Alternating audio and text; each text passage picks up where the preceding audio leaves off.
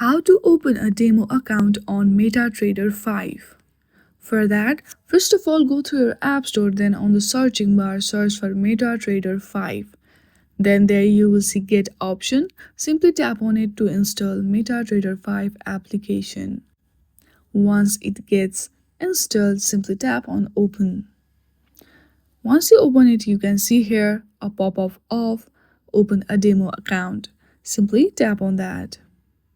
Now from here you have to simply fill out this form, your first name, last name, mobile number, email address. You can also add your account information. Once you do all of this, you have to accept the term and condition. At the last you can see register option. Simply tap on it after all of this are done.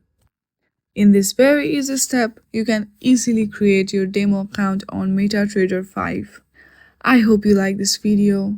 If you like this video, then please do not forget to like and subscribe to our channel. Thank you for watching.